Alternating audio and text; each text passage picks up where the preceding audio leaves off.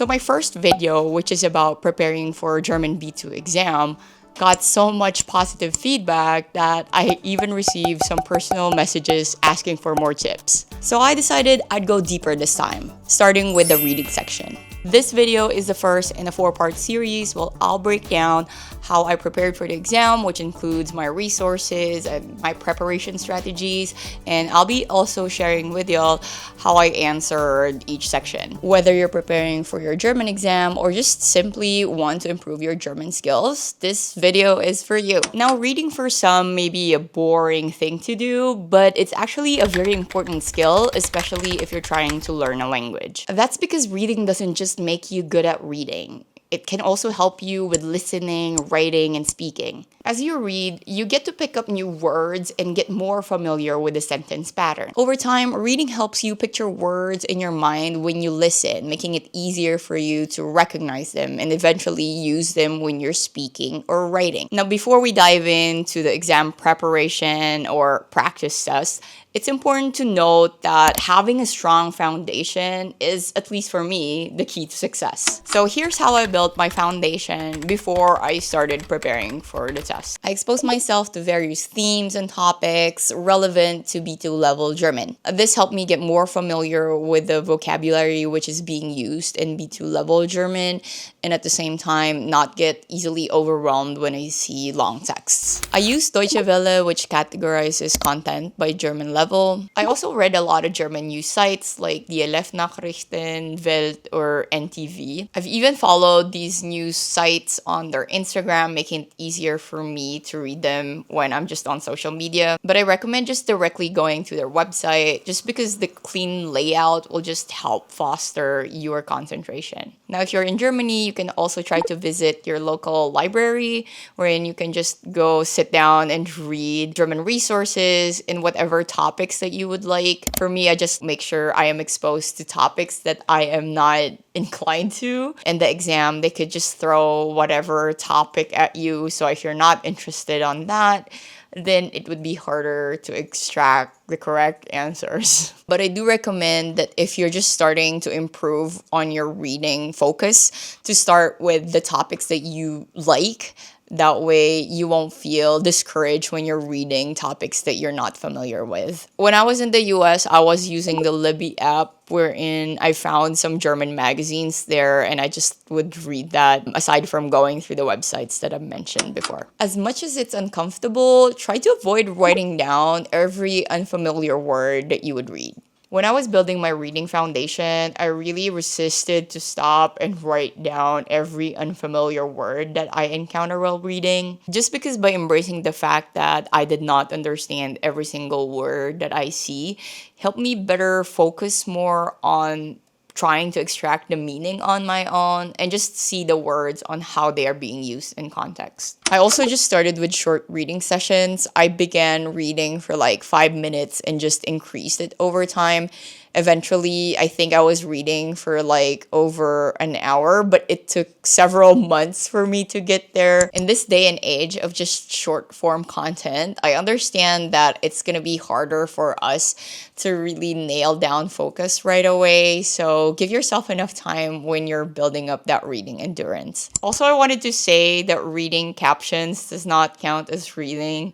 It's really a whole different experience when you're just seeing a couple of words while you're watching something. Watching something while reading the captions is already more enticing than reading a text wherein you just see that the entire page is just filled up with words. And of course, in the exam, it's a lot more dull looking. So you better get used to seeing a boring page with words. It's important to note that you really need to build your endurance when you're reading, just because in the exam, you're going to be under time pressure and you don't want to feel overwhelmed when you see a bunch of text. Now, I learned this the hard way because I was really into reading every day, but when I saw on my practice test scores that I was scoring high, I decided not to read as much, which I really paid for during the exam. Now, another tip that I can give you is to start reading at least an hour before the time of your exam. That way, your brain is already used and trained to focus whatever the time of your exam will be. I think this is one of the things I regret because my exam back then was around 8 o'clock and my brain was not yet used to thinking in German at that time, which I think made me feel a little bit more overwhelmed when I took the exam. I wish I did a lot of reading during the early mornings. That way it can help train my focus. And another thing that you can do is try to read on different settings, such as when you're in like cafe or just sitting around in the park. There's also a lot of ambient sounds there, just so you can get used to all distractions around you while keeping your concentration intact. And just going back to my story about me taking my German exam, we had a lot of distraction. The windows were open and I was hearing the cars, the birds are chirping, the room was not well lit.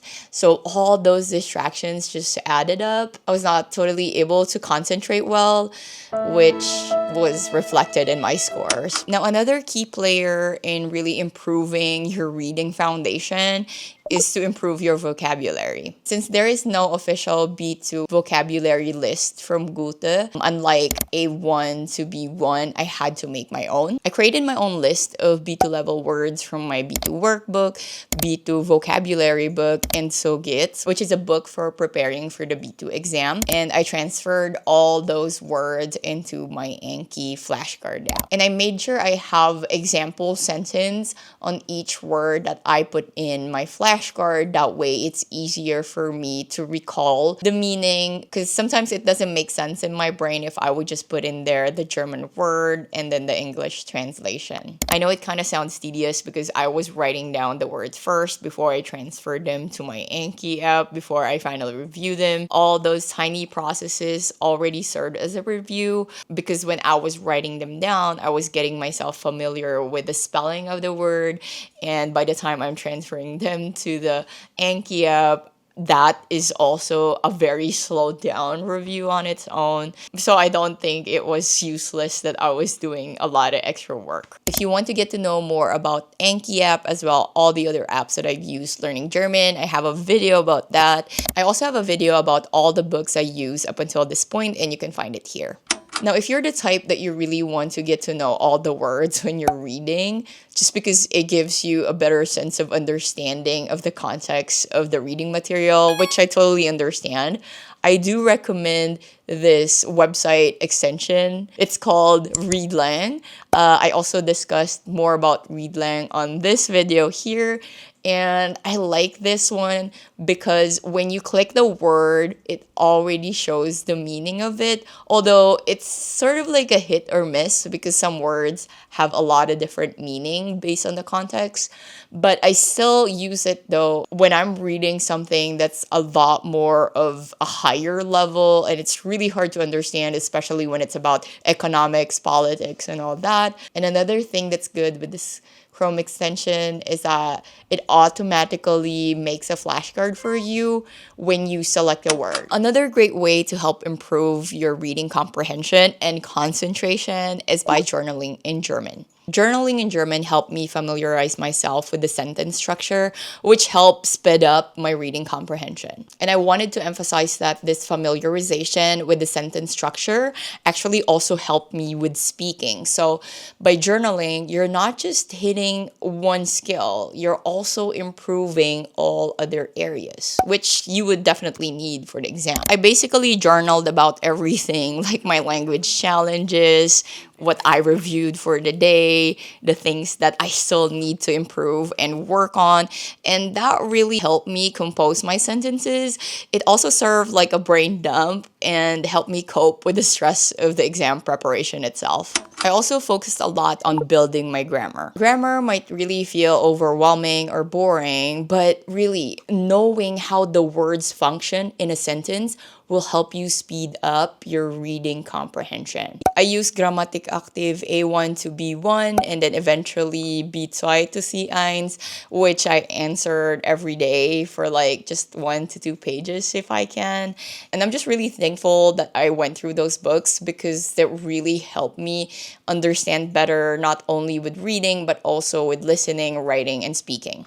But just letting you know, I started working on my reading foundations January 2023 to April 2023. This did not include the grammar part, by the way. And then I just started with the exam prep on May 2023 up until August 2023. Once I felt confident with my foundations, I started preparing for the exam itself. So I started preparing for the reading part of the exam by gathering my resources. I mainly used Lesetraining B2, which I got from Amazon. I also got the geht and mit Erfolg. Books like geht and mit Erfolg were also helpful because they also covered other parts of the exam, not just reading.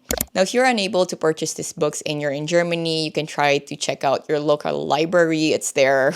Because I checked out the library and I was like so shocked. There's a lot of like exam prep books out there.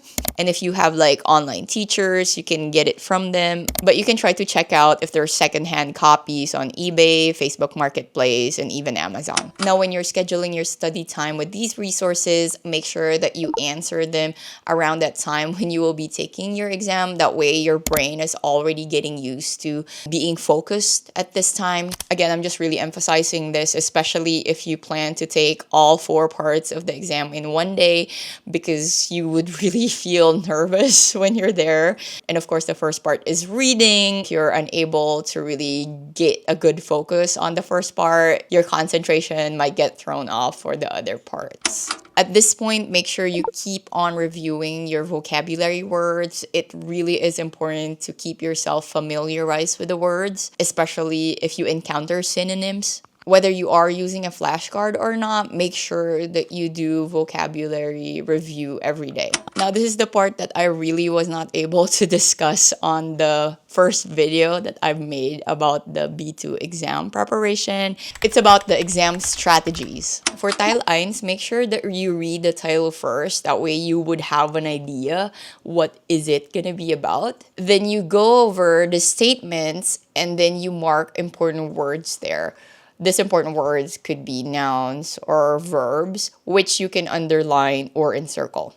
Then read the first paragraph. You can mark also important details here, like verbs and nouns, and circle them or underline them as appropriate. And then go back to the statements and read them one by one and see which would match the paragraph that you just read.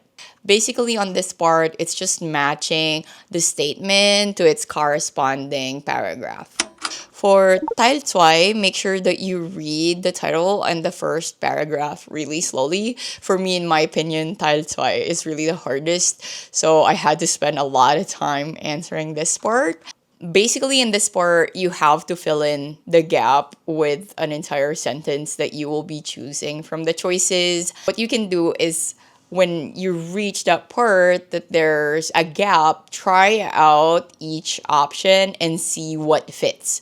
At this point, be very wary about preposition, cases, verb tenses, which can give you hints on which could fit the gap. Make sure you don't rush at this part because you really would be trying out each of the section to see if it would fit. And sometimes 2 or 3 of those choices could mean similar things.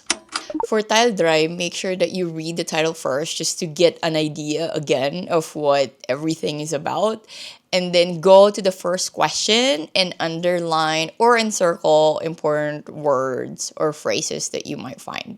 Go back and read the first 2 paragraphs. Since the flow of the questions is from top to bottom, it's really not that hard to follow. And then just choose the correct answer for the first question. Although it sounds simple because you just need to read the question, mark the important details, and go back to reading the corresponding paragraph, please continue to stay vigilant. It doesn't mean that you've just seen the exact word on the option.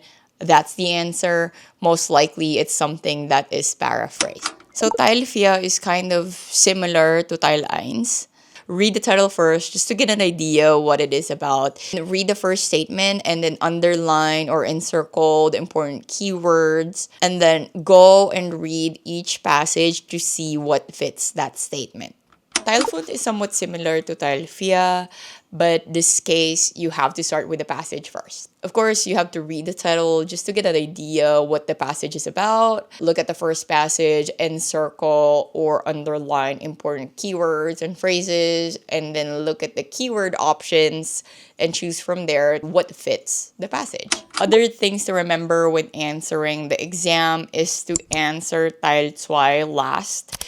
It's just that it really is across the board the hardest and would require the most concentration out of you, but you need the most scores in order to pass this part. If you find yourself panicking, it's important to answer what is easy first. That way you can secure points already, just because that time pressure can really throw you off. So at least if you've answered all the other parts and you find Teil 2 difficult, there's still gonna be a higher chance that you could pass this part. In my experience, Teil 5 is the easiest. I tried to do Teil 5, Teil 4, Teil 3, Teil 1, and then Teil 2. This is especially for Teil 3. Watch out for words that leave no room for exception, such as nicht, alle, immer, auf jeden Fall, ohne, müssen. So these words are often overlooked. And most likely, when you find these questions, they're mostly incorrect. So this is especially good if you are doing elimination when you are answering the test. Again, I'm saying most likely, but it doesn't mean that all the time that they can be eliminated. So be sure to still stick to your reading comprehension. Beware of options, especially on multiple choices that repeat word for word parts of the paragraph. Most likely, these options are incorrect. Most correct choices paraphrase a point, and they use synonyms, which is why learning B2 level vocabulary words is really essential. Again, this goes for the multiple choice correct answers.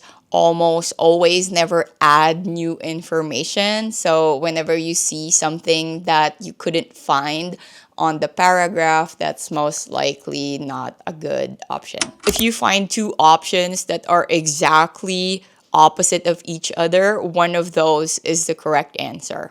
Again, when you're reading through statements or passages, make sure that you underline or encircle important words or phrases. This really just helps you maintain focus and pay attention while you're reading. When answering the reading part, it's absolutely normal to encounter new words that you are not aware of, but try your best to dissect these words. Like, for example, you can look for clues on the prefixes or suffixes. Don't waste too much time on answering questions that appear too hard or difficult. Try to identify obviously incorrect answers and guess at the remaining answer choices before giving up. Worst case scenario, just pick an answer. I actually experienced running out of time answering Teil 2. I really found it hard, and at the same time, I got too distracted with everything that's happening to me. So I just basically wrote down random letters. I made sure to have an answer nonetheless, because it's better to have something than none. I mean, luck can still play a role at this point, and it's better to have answers than to leave some unanswered. Who knows? You can just get a right one. Answering the practice test might seem easy, but I want to let you know that the exam itself is a whole different ballgame. There will be a lot more complex sentences, a lot of Nebensatz. Make sure that you don't get complacent in taking practice tests and not get complacent in doing the reading. If you can try to read like the news and other current events, that would be good, because they usually have more complex sentence structures. And just really go for something that's a little bit more challenging for you, because if you get used to reading something that's more complex than what you're used to, then the hard ones for you before in the future will just seem effortless. Another thing is make sure that you eat before the exam. It's just that this part of the exam really requires a lot of brain power, and you want to make sure that your brain is working and your stomach is not disrupting you. But of course, if you feel like you don't need any breakfast at all, then that's fine. I just get hungry easily. And we finally reached the fourth part of this video, which is mindset.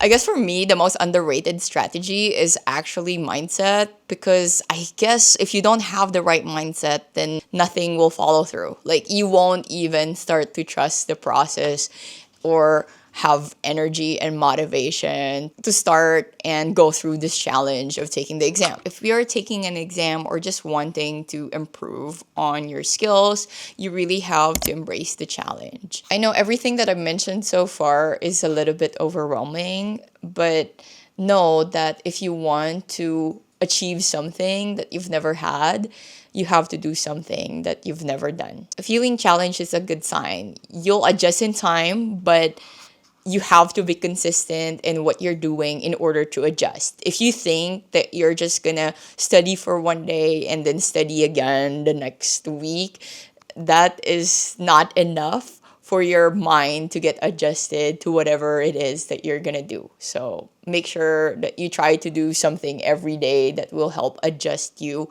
faster in this process. And know that nobody really improved on just doing easy and familiar things. Just remember that when you get to encounter more complex sentences when you're reading.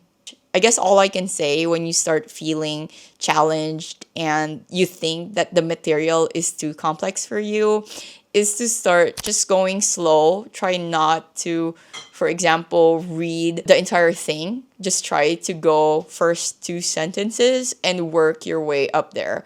When dealing with challenging material, you just really have to start slow and not go fast.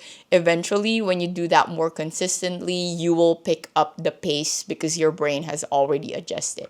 If you are coming in with a mindset that you might fail and just constantly thinking about that instead of doing something about it, then it will be a self-fulfilling prophecy. I encourage you to believe, start hoping, but then do the work. Anxiety is actually normal, but it gets a lot easier when you're doing something towards your goal instead of just constantly worrying about it. I guess I really want to highlight this part. It's just no one can do the work for you. It doesn't matter if you watch all the YouTube videos out there regarding language learning, or you had the best teachers and have all the resources. If you're actually not going to put in the work and study, then nothing's going to change. I mean, there's nothing wrong watching YouTube videos that give you strategies, but the thing is, are you applying these strategies when you're studying? Or are you even actually studying? So instead of worrying that you might fail or you won't have enough time to study, might as well do the work. It's also important to give yourself time when you are preparing for the exam, but set a deadline. The deadline will really help you be more consistent. But of course, if you decide to procrastinate, then that's another story. I personally believe that learning a language takes time, and I'm not those type of people who wants to rush.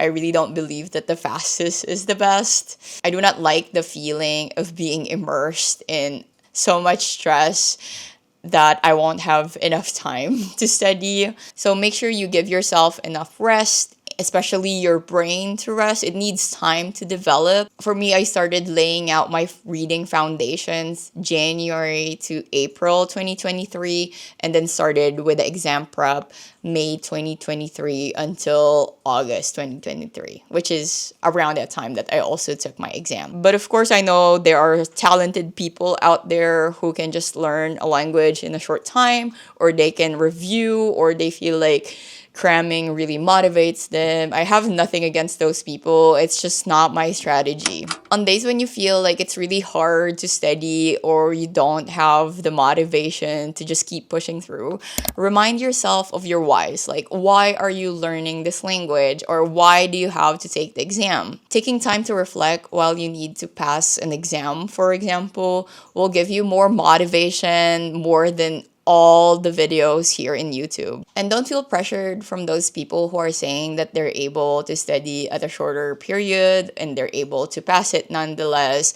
Know that each of us have different skills. And again, this is just my opinion. I never equate the fastest to being the best, because at the end of the day, if my goal is to be able to communicate and not have any trouble in my daily life here in Germany, I would rather take the time instead of thinking that I have to rush through everything. And lastly, you gotta trust the process. I guess this whole journey of like bridging the gap from B1 to B2, and specifically for this video, improving your reading comprehension, is really a lot of trusting the process, because you are trying to get to a level or acquire a skill that you've never had. And you're just doing that little by little every day. The tiny changes you won't be able to notice unless, of course, you try and record yourself, which is what I did with the speaking part. But with reading, it's actually different. Like, you would just see the difference between 2 to 3 months gap. So I guess it's just important to take it day by day. Keep doing something. I always tell my patients that we train harder so that the things that were initially harder for us will become easier. And I guess that is applicable to, like, for this video, we're training to improve on our reading. At first, complex sentences are just really hard to understand and they're very intimidating.